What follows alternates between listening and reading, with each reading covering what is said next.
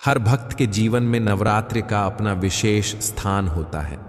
यह न सिर्फ देवी की पूजा का समय है, बल्कि आत्मा की तपस्या, संस्कारों की शुद्धि और मन की एकाग्रता का भी पावन अवसर है। आज हम नवरात्रि के दूसरे दिन की देवी मां ब्रह्मचारिणी के सरल और भावपूर्ण वर्णन को सुनेंगे। हरे कृष्णा। आज नवरात्रि का दूसरा दिवस है। आज हम मां ब्रह्मचारिणी की पूजा और उनकी कथा सुनेंगे। श्रद्धा पूर्वक मां ब्रह्मचारिणी को याद करिए और यदि आप तैयार हैं तो अपने हृदय में उनके प्रति भक्ति रखें। कथा सुनने से पहले मन को शांत करें, गहरी सांस लें और जय माता दी कहकर ध्यान लगाएं। मां ब्रह्मचारिणी का रूप सरल पर सम्माननीय है। वे तेजोमयी और शांत हैं। उनके दाहिने हाथ में जपमाला होती है और बाएं हाथ में कमंडल कलश रहता है। वे साधना, तप और संयम की देवी हैं। ब्रह्मचारिणी शब्द का अर्थ है तप और ब्रह्म का आचरण करने वाली माता। वे हमें आत्मानुशासन और इंद्रियों पर नियंत्रण का उपदेश देती हैं। नवरात्रि के दूसरे दिन साधक का मन स्वाधिष्ठान चक्र से जुड़ा माना जाता है। यह चक्र हमारी भावनाओं, इच्छाओं और रचनात्मक ऊर्जा का केंद्र होता है। ब्रह्मचारिणी की उपासना से यह चक्र शुद्ध होता है और व्यक्ति को संयम और शुद्ध विचार प्राप्त होते हैं। पहले एक महत्वपूर्ण बात यह कि माता ब्रह्मचारिणी माता पार्वती का ही एक रूप है। सती के पुनर्जन्म के बाद पुत्र और पवित्रता के साथ पार्वती ने भगवान शिव को पति रूप में पाने के लिए अत्यंत कठोर तपस्या की। उनका जीवन तप का आदर्श है। उन्होंने वर्षों तक शाकाहारी भोजन, कंदमूल और बाद में पत्ते तक का त्याग कर दिया। कुछ समय बाद वे बिल्कुल निराहार और निर्जल होकर भी शिव की ही आराधना करती रहीं। इसलिए उन्हें अपर्णा, पत्ते न खाने वाली भी कहा गया। उनकी यह तपस्या इतनी प्रभावशाली थी कि अंततः भगवान शिव प्रसन्न होकर उन्हें अपना स्वीकार कर लिया और उनका विवाह हुआ। यही कहानी यह सिखाती है कि अगर मन में सच्ची भक्ति और दृढ़ता हो तो परम पद भी प्राप्त हो सकता है। माता की यह तपस्या न केवल शारीरिक परिश्रम थी, बल्कि मानसिक संयम, वश में रखी हुई इच्छाएं और आत्मसमर्पण भी था। मां ब्रह्मचारिणी का स्मरण करने मात्र से आलस्य, अहंकार, लोभ, असत्य, स्वार्थ और ईर्ष्या जैसी बुराइयां दूर होती हैं। उनका ध्यान करने से बुद्धि, विवेक, धैर्य और आत्मसंयम में वृद्धि होती है। तप, त्याग और आत्मनियंत्रण की ऊर्जा मिलती है। इसलिए साधक को मां के स्वरूप से प्रेरणा लेकर अपने जीवन में अनुशासन लाना चाहिए। यहां एक और कथा है जो ब्रह्मचारिणी की महिमा दिखाती है। पुराणों में बताया गया है कि प्राचीन समय में भार्गव वंश के ब्राह्मणों का काफी अत्याचार हुआ।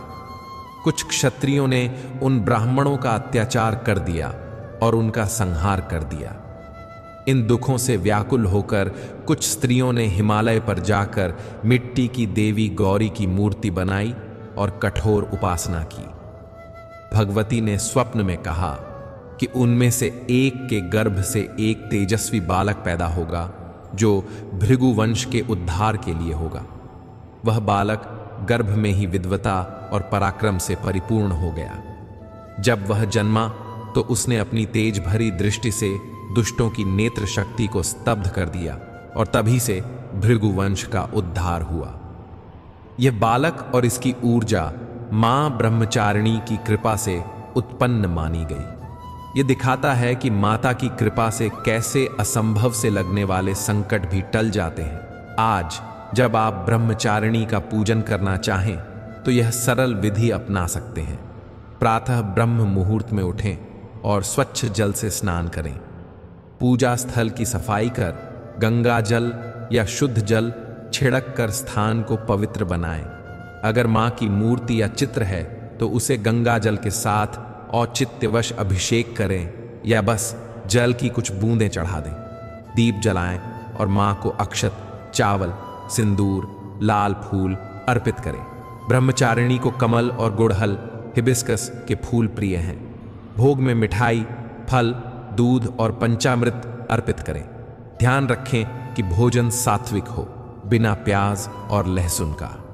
धूप दीप और अगर संभव हो तो गायत्री या किसी अनुकूल दुर्गा पाठ का पाठ करें। दुर्गा चालीसा का पाठ भी बहुत उपयुक्त रहता है।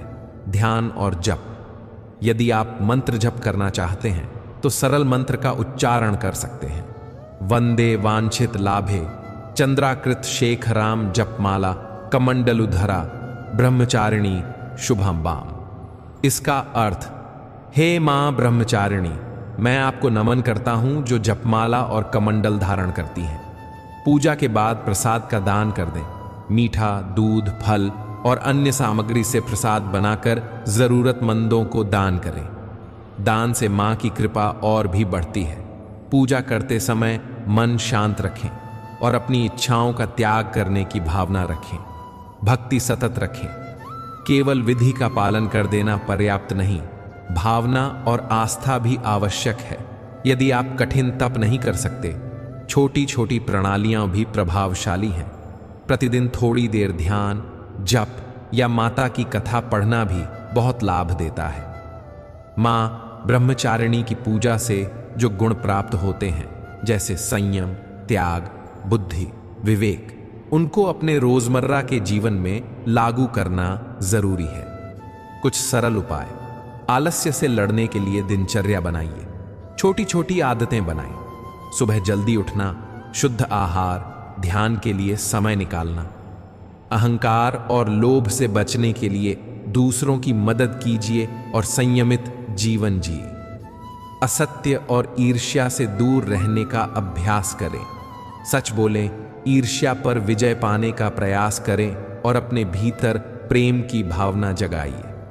विचारों पर नियंत्रण रखें। नकारात्मक विचार आते हैं तो उन्हें पहचान कर बदलने का अभ्यास करें।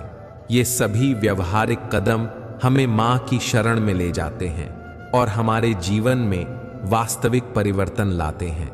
मूलतः ब्रह्मचारिणी की कथा यह बताती है कि तप और तपस्या केवल शारीरिक कर्म नहीं, बल्कि मन का संयम और इंद्रियों पर विजय भी है।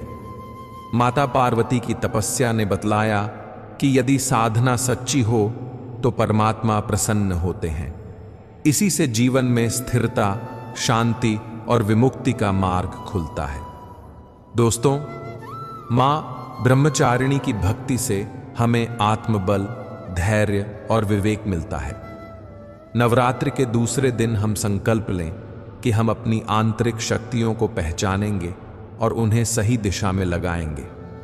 मां से प्रार्थना कीजिए कि वे हमारे भीतर के दुष्ट गुणों, घृणा, ईर्ष्या, अहंकार, लोभ का विनाश कर दें और हमारे मन में साधना, संयम और प्रेम का आविर्भाव करें। यदि इस कथा या पूजा विधि में कहीं कोई त्रुटि हुई हो तो आप परम करुणामयी मां से क्षमा मांग लीजिए। मां हमारी भूलों को क्षमा करती है, हमारी शुद्ध निष्ठा को वे स्वीकार करती हैं।